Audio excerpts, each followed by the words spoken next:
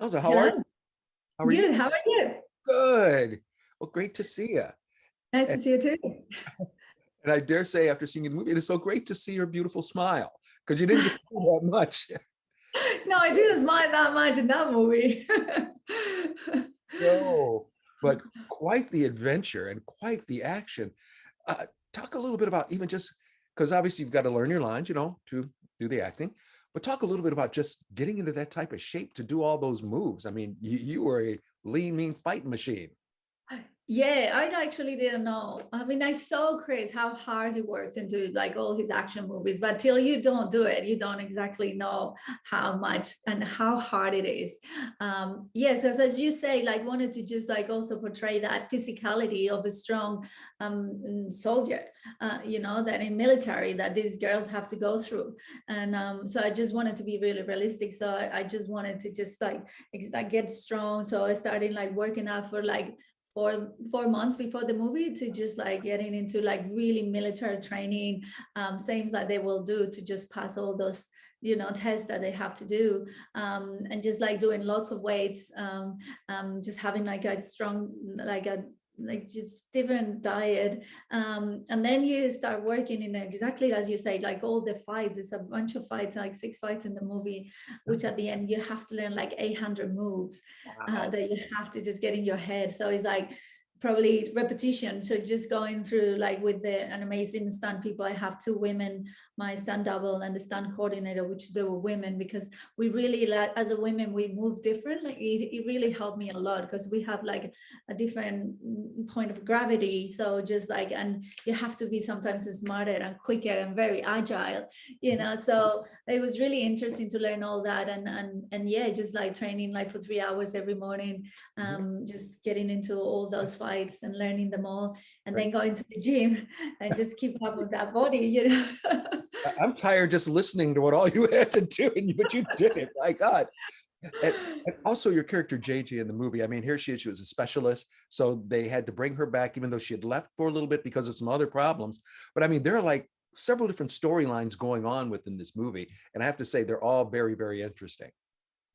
Yeah, the movie starts like in like kind of a like the lowest point of like her life of this character.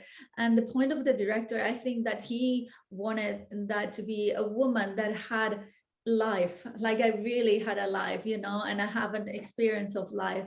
And she just ended up in back into this place that she didn't want to, because she lost her job or her dream job in the Pentagon, which but for like the wrong reasons, and so she's forced to be back to that. And she has I think she has a history that is very interesting, who made her just be that under pressure and not being able, and she never give up, like she keeps going, because life has been like not easy for her. So it gets to that point, and that like she's like, no, this is it, this is Mhm. my opportunity. I'm not gonna. And she would just like keep going, like even if it's like her life is just in danger, and like it doesn't really care, which is that it's interesting also for the role. It is, it is, and I know you got to wrap it. I got to tell you, I just loved watching you beat the crap out of those guys. So fantastic. Thanks so much, I love that. All right, well, you take care. Look forward to talking to you again soon. You too, see you soon, Bye bye. bye. All right, Matthew. Hey, Greg, really nice to meet you. A pleasure meeting you too, and a great pleasure watching your movie. Fantastic. It, I love the action, of course. Also, I love the fact that she could beat up the guys and stand her own ground. But I Yes. also really love the different stories that were going on with it. Talk a Mm. little bit about putting all that together. Oh, well, one of the things with having a female lead is that I wanted her to be, this total physical underdog. Mhm. And in all of these fights that she has, right from the first time where she, well, uses a gun in an unusual way, um, every fight she has to do something quite extraordinary to win. She Mhm. physically can't beat these guys. Mhm. And so I wanted a character who digs deep, and Elsa Pataki was the perfect actress for that. But JJ is not the strongest. She may not Mhm. be the smartest person in the story. The villain, Alexander, is probably a lot smarter, but she's more determined and she can hang in there to the end. No, and that's for sure. And like you said, you keep watching and you just keep getting more and more interested about, I got to see where this is going. I got to see what's going to happen. And even like one part, obviously not even going to throw this in, but I just even found it intriguing when you find out what the main reason was that they were doing this, the quote bad guys. And you're thinking, Yes. wow. When you have a story, and I've written many books over the years where people have wanted to destroy the world, or in one book, destroy the universe. If somebody wants to, as in Interceptor, destroy America, the villain needs a compelling reason why. And for Alexander, his view is that, America is irredeemably broken. The only solution is to start again. And I was a big fan long ago now, shows my age, of the Silence of the Lambs. The Yeah. Silence of the Lambs has an intrinsically ridiculous villain's goal. That this villain wants to make himself a woman suit out of real women. That's extraordinarily nuts. But when you establish that villain as a total psychopath, it's believable to him.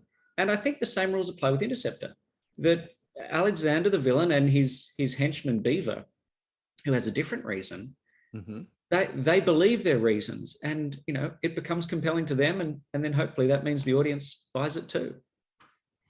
We did. Good. We did.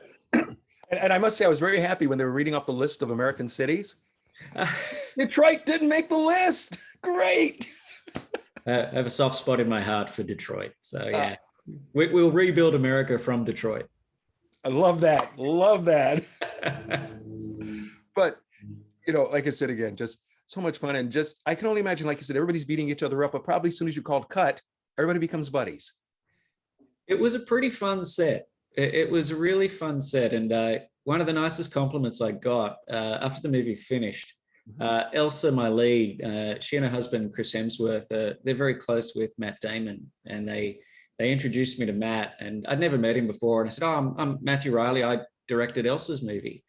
And his eyes light up and he goes, oh my God, she had so much fun making that movie. She wouldn't stop talking about how much fun she had. We did.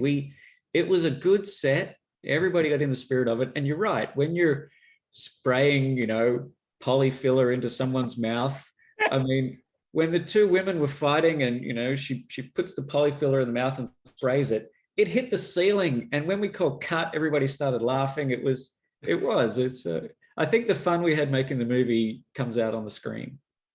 Well, Matthew, I look forward to seeing what you have next for more fun. Yeah, really, really enjoyed it. Even told friends about, hey, you need to check this out because they like action movies and different things like that. I said, this one is really good. Matthew, thank you so much for your time. Thanks a lot, Greg. Appreciate it. You got it. Take care.